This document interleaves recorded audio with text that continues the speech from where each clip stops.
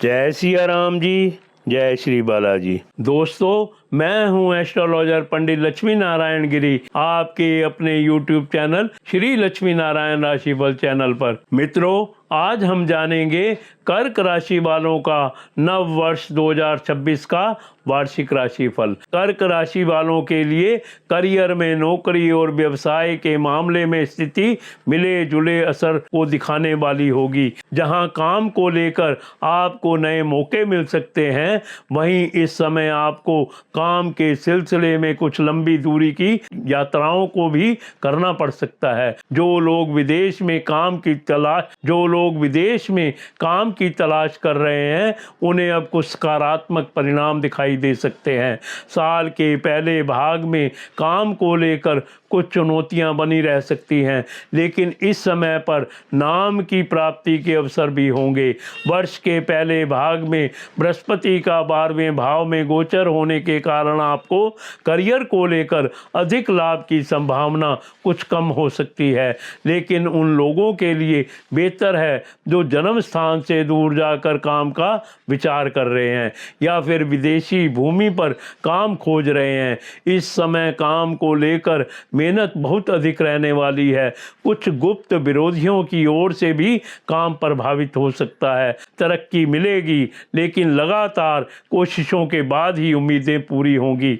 आपको अपने काम के क्षेत्र में सफलता पाने के लिए निरंतर प्रयास करने होंगे। अगर आप किसी नौकरी में हैं तो यह समय आपके लिए औसत रहेगा, यानी ना तो विशेष सफलता मिलेगी और ना ही कोई गंभीर परेशानी आएगी। राहु का 8वें भाव में स्थित होना आपके कार्य क्षेत्र में गुप्त शत्रुओं के प्रभाव को दर्शाता है।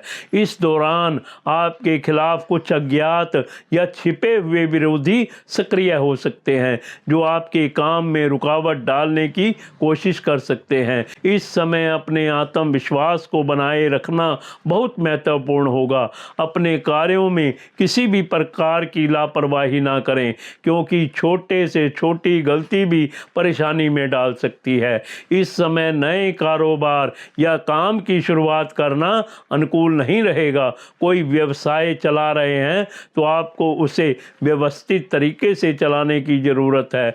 इस समय बड़ी रकम लगाने से बचें। व्यावसायिक दृष्टिकोण से इस समय आपको धैर्य रखने की आवश्यकता है।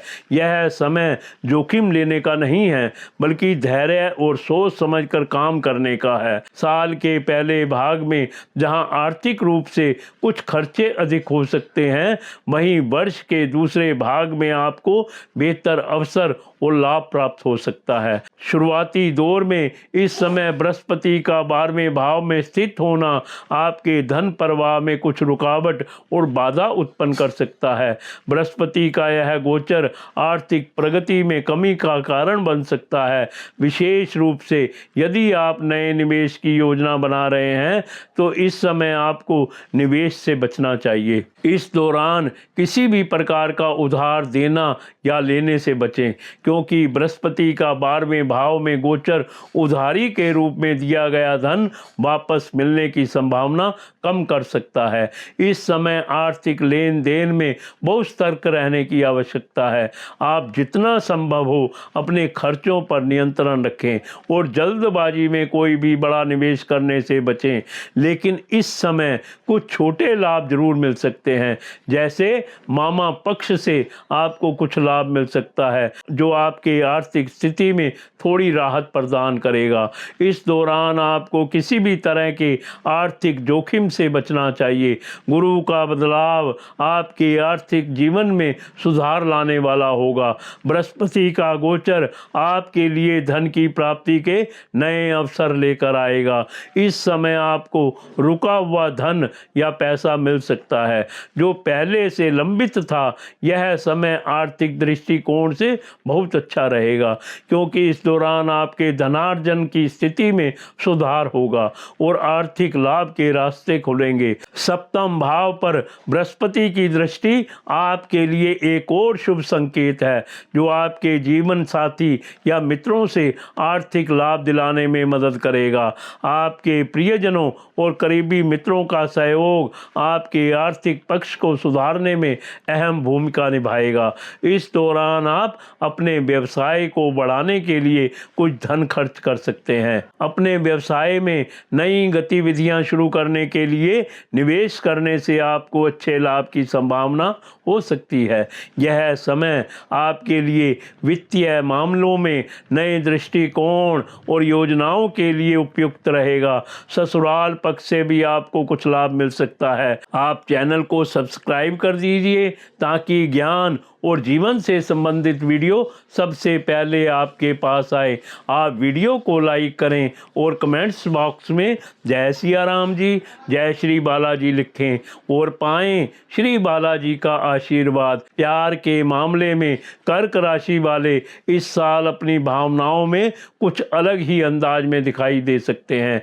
आप अपने इमोशन को काफ़ी जोश के साथ अपने प्रेमी के सामने रखना चाहेंगे। लव लाइफ और मैरिज लाइफ के लिए ये साल मिले जुले असर दिखाने वाला होगा, यानी कि कभी तो प्यार में रोमांस होगा तो कभी रूठने मनाने में ही समय निकल जाने वाला है। साल के पहले भाग में कुछ सामान्य स्थिति बनी रहेगी, लेकिन वर्ष का दूसरा भाग आपके लिए बहुत शुभ और लाभकारी साबित होगा। इस दौरान आपके लव रिलेशन और पारिवारिक जीवन में कई सकारात्मक बदलाव आ सकते हैं, जो आपके दाम्पत्य जीवन को बेहतर बनाने में मदद करेंगे। शुरुआती भाग में आपके लिए लव भाव के स्वामी छठे घर में कुछ विवाद को दिखा सकते हैं, जिसमें अपने पार्टनर के लिए आपको काफ़ी मेहनत करनी पड़ सकती है। वैवाहिक जीवन की बात करें तो साथी के व्यवहार में आया बदलाव भी आपको चिंता दे सकता है, लेकिन जब लव के स्वामी मंगल राहु की गिरफ्त से बाहर हो जाएंगे तब प्रेम एक बार फिर पटरी पर लौटने लगेगा। आप अपने रिश्तों को फिर से करीब देख पाएंगे। इस समय अपने पार्टनर के साथ कुछ ट्रैवलिंग के मौके मिल सकते हैं। परिवार के साथ बाहर जाने का मौका या धार्मिक स्थलों की यात्रा भी जीवन साथी के साथ संपन्न हो सकती है। कर्क राशि के जातकों के स्वास्थ्य के मामले में कुछ मुश्किलें हैं, लेकिन इससे निपटने में आप सक्षम भी होंगे। इस समय आप मानसिक स्तर पर नए अनुभव कर पाएंगे। सेहत और फिटनेस के लिए इस साल आपको खुद को तैयार रखना होगा और अपनी हेल्थ पर काम भी करना होगा। कुछ बेहतर सकारात्मक बदलाव आपके लिए जीवन को अच्छे स्तर पर ले जाने वाले होंगे। वर्ष का पहला भाग स्वास्थ्य के दृष्टिकोण से कुछ मिला जुला सा रहेगा। इस समय छठे भाव का स्वामी 12वें भाव में होने से विपरीत राजयोग का असर भी दिखाई देगा। ऐसे में सेहत पर असर होगा, लेकिन इससे उबरने का भी मौका होगा। वर्ष का पहला भाग कर्क राशि के जातकों के लिए स्वास्थ्य के मामले में पूरी तरह से शुभ नहीं रहेगा। इस दौरान बृहस्पति का 12वें भाव में स्थित होना आपके स्वास्थ्य में उतार चढ़ाव ला सकता है। 12वां भाव एक स्थान है जो हानि, खर्च और मानसिक चिंता से जुड़ा होता है, इसलिए इस अवधि में आपको स्वास्थ्य संबंधी समस्याओं का सामना करने की संभावना हो सकती है। बृहस्पति का 12वें भाव में गोचर होने के कारण आपकी प्रतिरक्षा प्रणाली कमजोर हो सकती है और आपको शरीर में थकान या आलस्य का अनुभव हो सकता है। विशेष रूप से शारीरिक रूप से सक्रिय ना होने की वजह से आप जल्दी थक सकते हैं।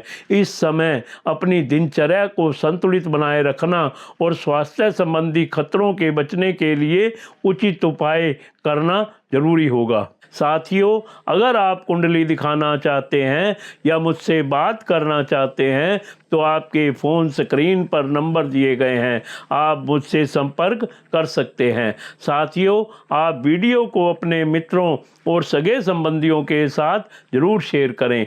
इसके साथ ही मैं अपनी वाणी को विराम देता हूँ। कल फिर मिलेंगे अगली वीडियो में।